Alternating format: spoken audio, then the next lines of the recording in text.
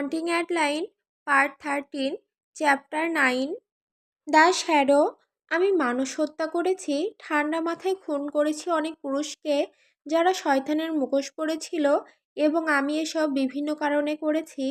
তারা হয়তো একটি শিশুকে ধর্ষণ করেছে, একজন নির্দোষকে হত্যা করেছে, অথবা কারো জীবন ধ্বংস করেছে যেটা তার প্রাপ্য ছিল না। কিন্তু আমি কখনো ঈর্ষার জন্য কাউকে মারিনি, তবে এটা হয়তো প্রথম।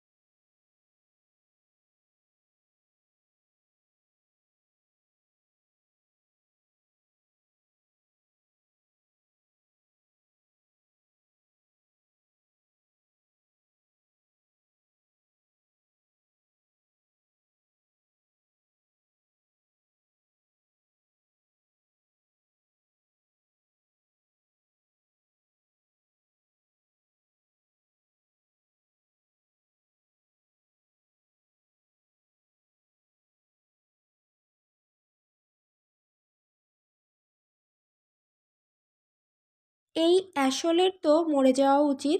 আমি সত্যিই খুশি হব এই ফাকিং সম্মান পেয়ে। এই মানুষ এবং তার পরিবারের অপরাধ বড় কোনো বিষয় নয়।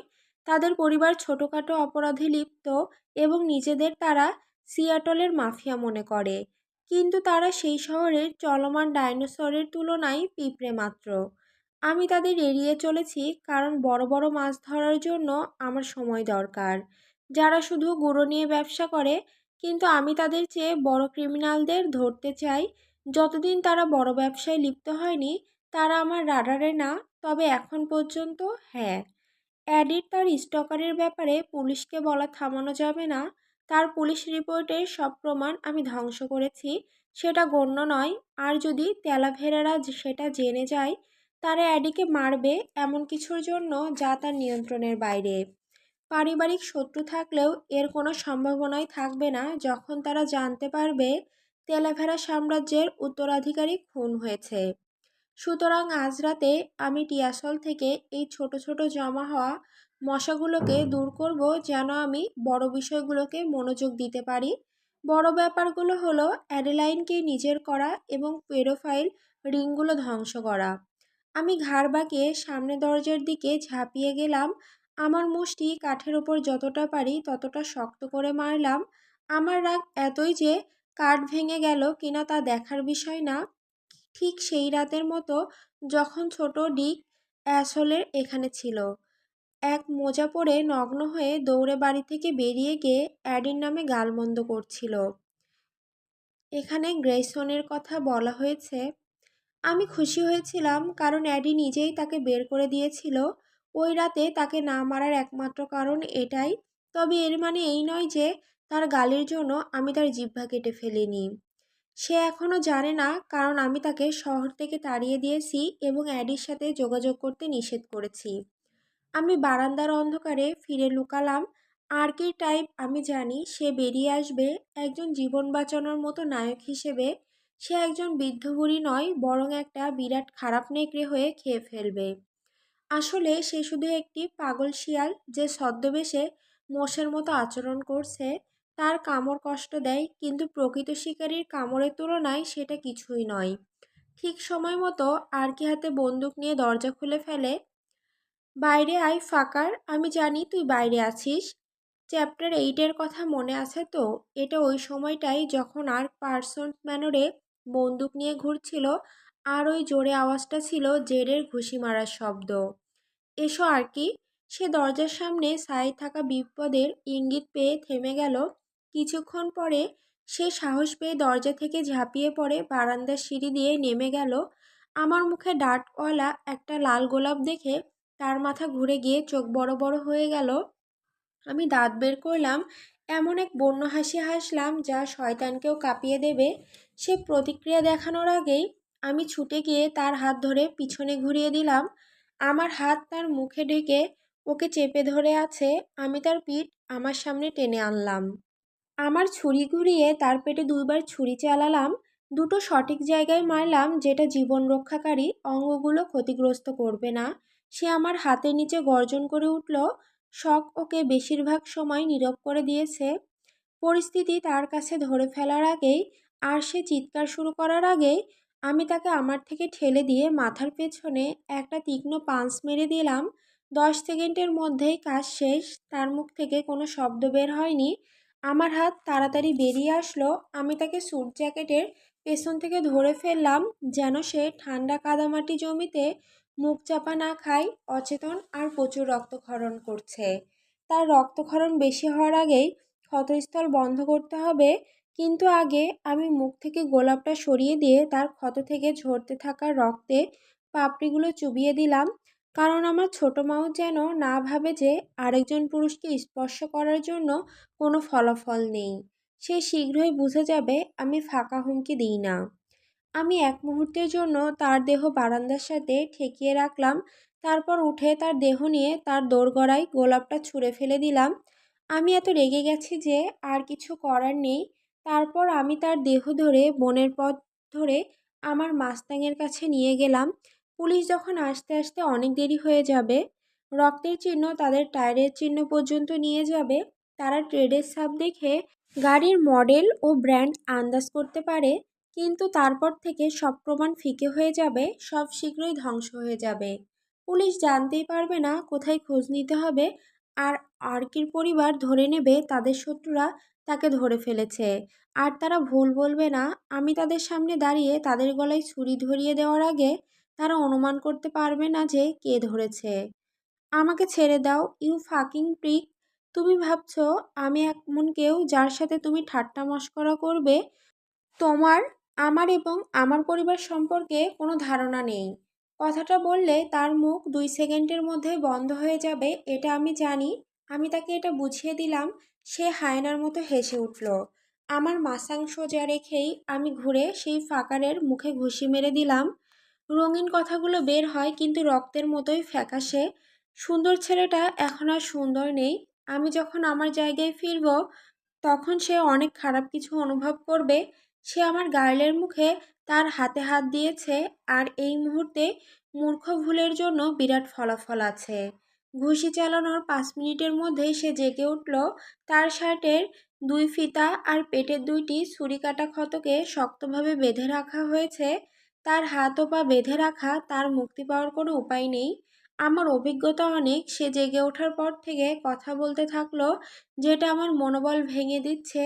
সে ফাঁকা হুমকি দিল যেমন সে নাকি গুলি ছুড়বে, কিন্তু আসলে সেগুলো বাতাসে উড়ে যাওয়া কাগজের মতো। একটু আমার উপর প্রভাব ফেলল না, বরং আমার কাছ থেকে অনেক দূরে গিয়ে পড়ল।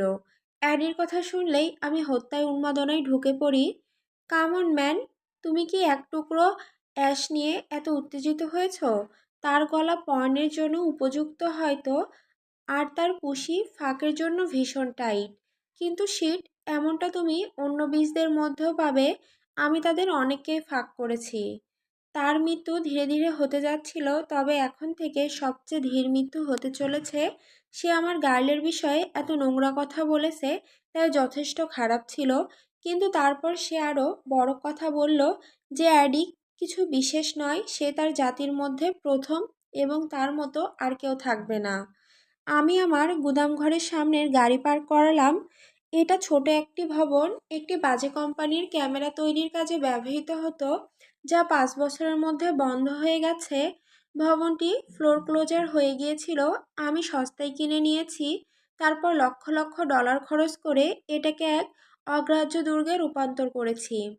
আমি মূল তলাটি আমার বসবাসের জায়গায় পরিণত করেছি উন্নত সিকিউরিটি নিয়ে। আমার অজান্তে একটি পিঁপড়েও এমনকি গোপনে এই ভবনে ঢুকতে পারবে না। দ্বিতীয় তলা আমার কাজের জায়গা। এখানে ডজন কয়েকটি কম্পিউটার এবং অবৈধ প্রযুক্তি রয়েছে যেখানে আমি কাজ করি। আর বেসমেন্টে আমি আমার সব ব্যবসা করি, অর্থাৎ যেখানে আমি পেডোফাইলদের নিয়ে যাই, তাদের নির্যাতন করি এবং তাদের থেকে প্রয়োজনীয় তথ্য পাওয়ার সঙ্গে সঙ্গে হত্যা করি। আমি একটা আন্ডারগ্রাউন্ড গ্যারেজ তৈরি করেছি যা সরাসরি বেসমেন্ট নিয়ে যায়। যখন আমাকে 6 ফুট 2 ইঞ্চি লম্বা পুংজননের দিকে টেবিলের কাছে বহন করতে হয়, তখন এতে কাজ সহজ হয়। আমি বড়লোক, কিন্তু ঠিক অন্য যে কোনো মানুষের মতোই আমার পিঠ ছেঁড়ার সম্ভাবনা আছে। আমি এখন একজন মানুষ ফাকিং বিং। গ্যারেজের দরজা বন্ধ করে আমি গাড়ি বন্ধ করলাম এবং পেছনে ঘুরলাম। আমি একটা দীর্ঘশ্বাস ফেলি। সাধারণত আমি লোক অপহরণের সময় বেশি প্রস্তুত থাকি। ওরা ট্রাকে যায়, তাই আমার গাড়ি ময়লা হওয়ার চিন্তা করতে হয় না। কিন্তু তাকে গাড়ির কাছে নিয়ে আসার সময় আমি তাড়াহুড়ো করছিলাম, তাই তাকে ওখানে ফেলে দিয়েছি। তার চারপাশে রক্ত লেগে গেছে। দাগগুলো মোছার জন্য আমার ক্লিনিং স্ক্রুকে বেশি টাকা দিতে হবে। এত রক্ত দেখে কেউ না তো কেউ প্রশ্ন করবেই, কিন্তু এরা এত টাকা পাবে যে ওরা নিজেদের জীবনের বিনিময়েও বোকা প্রশ্ন করবে না। আমরা একটা সহজ পথে বা কঠিন পথেও করতে পারি। আমি তোকে লাঠির মতো ফেলে দিতে পারি, অথবা তুই ছোট বিষ হয়ে চুপচাপ থাকতে পারিস। তার রক্তাক্ত মুখ ফাঁক শব্দের জন্য তৈরি হচ্ছে, তাই পরে কোনো শব্দ আসবে তার বুঝতে বাকি রইল না। সে প্রথম অক্ষর বলতে পারার আগেই আমি তার নাকে ঘুষি মারলাম। আমার মুষ্টির নিচে হাড়ের ভাঙা শব্দ প্রায় এক ধরনের আনন্দ দেয়। আমি যখন মুষ্টি সরালাম, তখন তার ভাঙা নাক থেকে ফোঁটা ফোঁটা রক্ত পড়ছিল। সে থুতু ফেললো, তার একটা দাঁত তার মুখ থেকে উঠে আমার ফ্লোরে পড়লো। আমি তার পাছায় পা ঢুকিয়ে দেব শুধুমাত্র এর জন্য। আমি নেমে গাড়ির চারপাশ দিয়ে ঘুরে দরজা খুলে দিলাম। সে বিক্ষোভ শুরু করলো, কিন্তু আমি কলার ধরে টেনে বের করে আনলে শব্দগুলো এলোমেলো হয়ে গেল। তার হাত পা বাঁধা। আমি তার দেহ গাড়ি থেকে টেনে টেবিলের দিকে নিয়ে যাওয়ার সময় সে সূক্ষ্ম ধাক্কা অনুভব করলো। সে মাছের গুলির মতো গুটিয়ে গেল। আমি তার প্যানিক মুখ দেখে বুঝতে পারলাম যে সে অনুভব করছে সেই অনুভূতি যে তার জীবন এখন ঝুঁকির ধারে। আর আমি তাকে ফাকিং স্পার্টা কিক মারতে যাচ্ছি তার এত কষ্টের মধ্যেও। আমি তাকে সার্জিক্যাল টেবিলে আটকে দিলাম আর ধাপে ধাপে নির্দিষ্ট দড়িগুলো খুলে তাকে টেবিলে বেঁধে দিলাম যাতে সে নড়াচড়া না করতে পারে। সে সেদিকে তাকিয়ে দেখে অন্য টেবিলে এক মৃত ফার্নান্দো পড়ে আছে। সিসিলিকে বিদায় দেওয়ার পর মাইকেল ফার্নান্দোকে আমার কাছে ছেড়ে দিয়ে পার্সন্স ম্যানরে গিয়ে গোয়েন্দাগিরি করলাম। অ্যাডি আর তার বন্ধু ক্লাব থেকে বের হচ্ছিল, তাই আমি তাদের অনুসরণ করেছিলাম। আমি আমার সমস্ত ইচ্ছাশক্তি নিয়ন্ত্রণ করেছিলাম যাতে যারা তার পাশায় যৌনাঙ্গ ঘষছিল তাদের প্রতিটি পুরুষের মাথায় গুলি না চালাই। বোকামো করে তাকে অপহরণ করার আগে আমি ঠিক করলাম বাড়ি ফিরে কাজ শেষ করব। ফার্নান্দোকে জিজ্ঞাসাবাদ করার সময় আমি মনিটর সেট আপ করে ক্লাবের ক্যামেরা থেকে অ্যাডির ওপর নজর রাখছিলাম। স্বীকার করছি, আমার নির্যাতনের পদ্ধতি এখন অনেক বেশি রক্তাক্ত হয়ে উঠেছে। একবার আমি দেখেছিলাম আর কি তাকে সিঁড়ি দিয়ে উপরে নিয়ে যাচ্ছে। আমি ফার্নান্দোর থেকে প্রয়োজনীয় তথ্য পেয়েছি, মেয়েদের বের করার প্রক্রিয়া, কিছু মূল্যের নাম আর ফার্নান্দো কার কাছে রিপোর্ট করে সেই ব্যক্তির নাম। জানা গেল সেই লোক ওয়াহিতে আছে, তাই তাকে আমি অন্য একজন মেশিনারি দেখাশোনা করতে দিয়েছি। সে তার বসের তথ্য পাবে এবং আমাদের চেইনে উপরে উঠে আসবে। ইতিমধ্যে মূলদের অবস্থান নির্ধারণ ও টার্গেট করা হয়েছে, তাই এই দুই ফাঁককে শেষ করার পর তাদের মাথায় স্নাইপার শট হবে আর তারপর আর্কির পরিবারের পালা। কি সমস্যা ভাই? আর কি থুতু ফেলল, তার কণ্ঠে ভয় আর ঘৃণা স্পষ্ট। ফার্নান্দোর মুখ ফুটে উঠতে শুরু করছে। আমি কাঁধ তুলে নিলাম, তেমন কিছু ভাবছি না। আমার আজ রাতে অনেক লাশ নিষ্পত্তি করতে হবে, একসাথে কাজটা করলে করা সহজ হবে। আর দেখো, আমার পরিবার যা করেছে আমরা তার একটা চুক্তি করতে পারি। আর কি দরাদরি শুরু করলো, তার কথা ভাঙা দাঁতের কারণে একটু এলোমেলো আর বিকৃত। তার নাক ফুলে গেছে, ঠোঁট ফেটে ফোলা, আর তাকে দেখতে এমন লাগছে যেন সে পেছন থেকে হাত বাঁধা অবস্থায় 5 রাউন্ড বক্সিং খেলেছে। তোর পরিবারের সঙ্গে আমার কোনো সম্পর্ক নেই, আমি শান্ত স্বরে বললাম। অন্তত এখন পর্যন্ত তো নয়। সে কিছুক্ষণ চুপ থাকলো, অবিশ্বাস্য চোখে আমার দিকে তাকিয়ে আছে। তার মস্তিষ্ক হয়তো তাকে বলছে যে আমি তেলাভেরার শত্রু নই। তাহলে কেন তুমি এসব করছো সেই ফাকিং মেয়েটার জন্য? সে হিস্টেরিক কণ্ঠে প্রশ্ন করলো। আমি তার কাছে ঝুঁকলাম যাতে সে আমার ভাঙা মুখ ভালোভাবে দেখতে পারে। যদি দাগগুলো মানুষকে সতর্ক না করতে পারে তবে আমার চোখের ঘাতকীয় ঝলক হয়তোবা কাজ করবে। সে সত্যি আমাকে চেয়েছিল। তোমার গাল তোমাকে চাই না সেটা তো আর আমার দোষ নয়। আমি দীর্ঘশ্বাস ফেলে সোজা হয়ে দাঁড়ালাম। আমি এই প্রিককে নিজের ব্যাখ্যা দিব না। সে আমার আসক্তি বুঝবে না আর তাকে বোঝানোর ব্যাপারেও পাত্তা দেই না।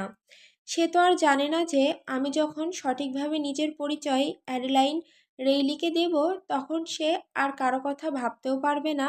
প্রতিটি শ্বাস তার ভেতরে সৃষ্টি করা আগুনকে আরও জ্বলন্ত করে না তোলা পর্যন্ত তাকে আমি ভেতর থেকে খেয়ে ফেলবো।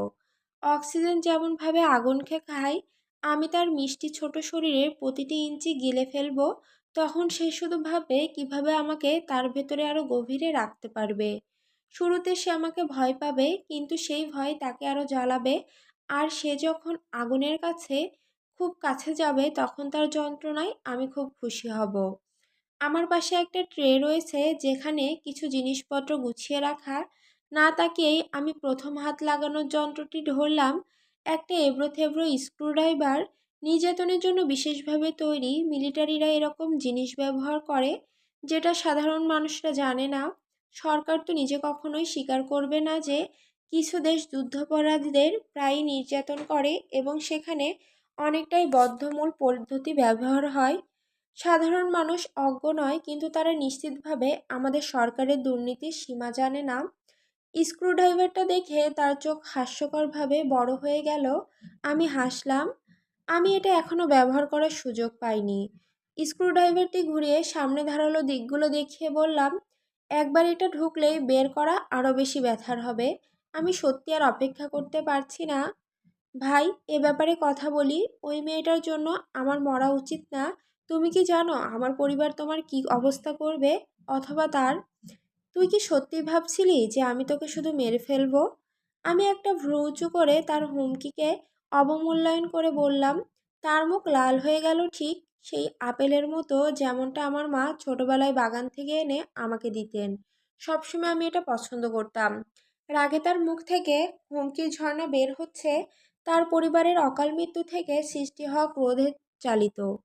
তুমি এটা করছো কারণ আমি প্রায় একটা মেয়েকে ফাঁক করে ফেলেছিলাম। আমি জানতাম না যে সে শুধুমাত্র তোমার। সে চিৎকার করে উঠল। তার কপালে শিরাগুলো ফেটে বেরোচ্ছে, দেখতে মোটেও ভালো লাগছে না। সেই প্রশ্নের উত্তরে আমি স্ক্রুড্রাইভার সোজা তার পেটে ঢুকালাম। সে হতবাক হয়ে আমাকে দেখলো, তার মুখ খোলা। কিছুক্ষণ পরে সে রক্ত উসকে ফেলল। তার চোখে নানা অনুভূতি ঝলমল করছে। আমি নিশ্চিত দেখলাম সেখানে কষ্টের 5টি ধাপও আছে। আমি একটু ঝুঁকে গিয়ে দাঁতে দাঁত চেপে বললাম, তুই বা যে কোনো দুঃখী মাদার ফাকার যেই তার দিকে তাকাক না কেন, তারা শিখবে যে সে সম্পর্কে কেউ নিরাপদ নয়। তুই ভুল দিক থেকে তার দিকে শ্বাসও ফেলেছিস কিনা সেটা আমি কেয়ার করি না। You will fucking die. তুমি আসলেই পাগল। সে গলায় কষ্ট নিয়ে অবিশ্বাসের সঙ্গে তার পেটে আটকে থাকা স্ক্রুড্রাইভারকে দেখে বলল, এবার নিশ্চয়ই তার গুরুত্বপূর্ণ অঙ্গ ক্ষতিগ্রস্ত হয়েছে। ধীরে ধীরে আমি স্ক্রুড্রাইভার বের করলাম। চিৎকারের পেছনে চোষার মতো শব্দটা মৃদু। আমার মধ্যে অবিরাম বেসামাল রাগ থামানো যায় না। আর তার হাত অ্যাডেলাইনের প্যান্টের ভিতরে। তার ঠোঁটে চুম্বন, তার কানে ময়লা কথা ফিসফিসানো আর তাকে আনন্দ দেওয়ার ছবি আমার মাথায় ঝলমল করছে। ছবিটা জ্বালাতন সৃষ্টি করছে। তার মুখের ছবি ভেসে উঠতেই আমি আবার স্ক্রুড্রাইভার ঢুকিয়ে দিলাম। ছবিতে সে তাকে ফেরত চাইছে এমন একটা নোংরা পরিস্থিতি চরম পর্যায়ে চলে গেছে। আমি তার স্পর্শ মুছে ফেলবো আর খুব শীঘ্রই। আমি স্ক্রুড্রাইভারটা টেনে বের করে গভীর শ্বাস নিলাম। নিজেকে মনে করিয়ে দিতে হলো যে সে আমাকে এখনো জানে না। সে বুঝতে পারেনি আসলে আমি কি চাই, এখনো না, কিন্তু শীঘ্রই বুঝবে। কারণ সে ঘৃণা করবে যে তার আমাকে ঠিক কতটা প্রয়োজন। সে লড়াই করবে আর তার বাসনার বিরুদ্ধে বিদ্রোহ করে অন্য কিছু খুঁজে বের করার চেষ্টা করবে যা তাকে এমন একটা অনুভূতি দেবে আমার দেওয়া সামান্য একটা ভাগ ছাড়া সে কখনো তা পাবে না। আর আমি তাকে চেষ্টা করতেও দিব না। ঘাড় মুড়ে আমি আরেকটু গভীর ও শান্ত শ্বাস নিলাম। আমার রাগ আমাকে নিয়ন্ত্রণ করছিল। আমি সাধারণত দ্রুত প্রক্রিয়াশীল মানুষ নই, কিন্তু আমি ইতিমধ্যে বুঝতে পারছি যে আমার সেই ছোট্ট মাউস আমার মধ্যে নতুন নতুন অনুভূতি জাগিয়ে তুলেছে। তুই কত নারীকে আঘাত করেছিস আর কি? আমি জিজ্ঞাসা করলাম। আমি আমার ঠোঁট চাটছি আর তার দেহের চারপাশে ঘোরাঘুরি করছি, তার চোখের সামনে থেকে অদৃশ্য হওয়া পর্যন্ত। এটা দুর্বল বলের মানুষদের জন্য একটা ভয় দেখানোর কৌশল। তারা নার্ভাস হয়ে পড়বে যখন আমি তাদের পেছনে অল্প সময়ের জন্য অদৃশ্য হয়ে যাব। তার ভাবনা হারিয়ে যাবে যে আমি আসলে কি করতে চাচ্ছি। তারপর তারা আমাকে আবার দেখে স্বস্তি পাবে। এখন আবার সেই প্রক্রিয়া পুনরাবৃত্তি হচ্ছে। এটাই এক ধরনের যন্ত্রণা, না জানাটা যে আমি আঘাত করব কিনা কখন করব। আমাকে আর কি বলবে না। আমি তার পেছনে দাঁড়িয়ে থাকা অবস্থায় সে গর্জে উঠল। সে এই মুহূর্তে উত্তেজিত। আমি সামনে ফিরে আসলে তার কাজ সামান্য একটা ইঞ্চি শিথিল হলো। তুই প্রশ্ন এড়াচ্ছিস আর কি? আমি লক্ষ্য করলাম আমি ইচ্ছাকৃতভাবে নামটি ব্যবহার করছি। সে আমার প্রতিরোধে গর্জে উঠল কিন্তু উত্তর দিল না। তার মা সবসময় তাকে আর কি বলতেন। 10 বছর বয়সে সে তার মাকে স্তন ক্যান্সারে হারায়। তখন তার বাবা পাগল হয়ে গেলেন এবং ঔষধের বিল ও জানাজার খরচ মেটাতে মাদক বিক্রি শুরু করলেন। তিনি তার সন্তানদের কঠোর ও নির্মম করে তোলেন। আর কি কখনো কাউকে তার মায়ের ডাকনাম দিয়ে ডাকার সুযোগ দেয়নি, না হলে ছুরিঘাত করত। অনেককে সে ছুরিঘাত করেছে সেই নাম বলার জন্য। তার মধ্যে তার সেরা বন্ধু ম্যাক্সও আছে। তার বন্ধু যে যেদিনে বারে গিয়েছিল, একবার বা দুবার সেই ব্যাপারে অভিযোগ করেছিল। আমাকে আবার বলতে বাধ্য করিস না, আমি সতর্ক করলাম। আমার কণ্ঠ নিচু করে দেখিয়ে বোঝালাম যে আমি ঠিক কতটা সিরিয়াস। আমি জানি না। সে চিৎকার করে হতাশ হয়ে বলল, দুটি, আমার মনে হয় এটা কি কোনো গুরুত্বপূর্ণ ব্যাপার? আমি তোর সাবেক স্ত্রী সম্পর্কে জেনেছি। আমি সেই বোকা প্রশ্ন অগ্রাহ্য করে বললাম, তুই তাকে এত মেরেছিস যে হাসপাতালে নিয়ে যাওয়ার সময় নিজেকে প্রায় চিনতে পারছিল না। প্রমাণ ছিল তুই তার মুখে টকিলা বোতল ভেঙেছিলি এবং তারপর তাকে ছুরিঘাত করেছিলি। তার ভাঙা হাড় আর চোটের কথা বাদ দিলেও তুই তাকে প্রায় মেরেই ফেলেছিলি। আর কি নাক দিয়ে শ্বাস নিল। তার ঠান্ডা চোখে একটু অনুশোচনার ছায়া নেই। আত্মকেন্দ্রিক অ্যাসলদের কখনো থাকে না তা। তারা তাদের মাথায় ঘুরিয়ে নেয় যে ভুক্তভোগী সেটা পেত এবং যে কোনো আঘাত তাদের নিজেদের দোষ। সে আমার সাথে বিশ্বাসঘাতকতা করেছিল। সে কিশোরদের মতো অভিযোগ করল, জন্মদিনের কেক না পাওয়া শিশুর মতো গোঁফ ফুলিয়ে। তুই কি আগে তার সাথে বিশ্বাসঘাতকতা করেছিলি? এটা গুরুত্বপূর্ণ না। সে ফিরিয়ে বলল, সে বউ, আমি টাকা উপার্জন করি। আমি যদি এক রাতের জন্য একটা ট্রিপার কিনতে চাই তো সেটা আমার অধিকার। কিন্তু সে শুধু অলস হয়ে বসে থাকে আর আমার টাকা খরচ করে। আমি তার উত্তরে স্বীকারোক্তি হিসেবে মাথা নাড়লাম। তুই কি অ্যাডিকে আঘাত করেছিলি? আমি দীর্ঘ বিরক্তির পর জিজ্ঞাসা করলাম। সে ঠাট্টা করে বলল, আমি তাকে আমার মতো করে ফাঁক করতাম। যদি তার উপর দু একটা চোট পড়তো তাতে কি হয়েছে? 20 ধরনের মেয়েরা সেটাই পছন্দ করে। ওদের পছন্দ অসভ্য। নতুন রাগ বুকের মধ্যে ঝাঁপ দিল। আমি নিজের সব নিয়ন্ত্রণ ধরে রাখলাম যাতে সেই স্ক্রুড্রাইভারটা তখনই তার চোখে ঢুকিয়ে না দিই। আর কি সঠিক অসভ্য ধরনের সেক্স করতে জানে না। যদি কেউ তাকে একটা ম্যানুয়ালি দিত। সে নারীদের কষ্ট দেয় কারণ সে এটা উপভোগ করে। সে জানে না কিভাবে নারীদের ব্যথা আর আনন্দের সীমানায় ঠেলে দিতে হয়, কিভাবে তাদের আরও চাইতে উদ্বুদ্ধ করতে হয়। সে শুধু তাদের কষ্ট দেয়। শেষে মেয়েটা পুরোপুরি চোটে ভরপুর এবং ট্রমাটাইজড, হয়তো রক্তপাতও করেছে। আর সে হাসি মুখে চলে যায় যেন সে প্রথম পুরুষ যে প্রমাণ করলো নারীর উত্তেজনা সত্যিই মিথ্যা নয়। তুই অ্যাডিকে আঘাত করিসনি? আমি মন্তব্য করলাম। আমি জানি সে কি উত্তর দিবে, তাই অপেক্ষা করছি। সে এখনও যথেষ্ট হতাশ নয় বা ভয়ও পায়নি। সে এখনও ভান করছে যে সে দৃষ্টিভঙ্গি ধরে মরতে চায়, কিন্তু সেটা খুব শীঘ্রই বদলে দেব। সে ঠাট্টা করে বলল, তোমাকে আগে শান্ত করতে হয়। আমার ওর জন্য পরিকল্পনা ছিল। সে থেমে গেল। তার ঠোঁট লজ্জাজনকভাবে চাটছে। তার কান্না যদি এতটা সুন্দর গান হতো। আমি আবার মাথা নাড়লাম তার উত্তরের স্বীকারোক্তি হিসেবে। আমি এটা মেনে নিচ্ছি কারণ এটা আমার পরিকল্পনার ঠিক উপযোগী। আর আমি তার সেক্স পদ্ধতি অনুকরণ করব। আমি তাকে কষ্ট দেব, তাকে রক্তাক্ত করব। আর সে সে আশা করবে যে সে কখনো অ্যাডেলাইন রেইলির সাথে দেখাই করেনি।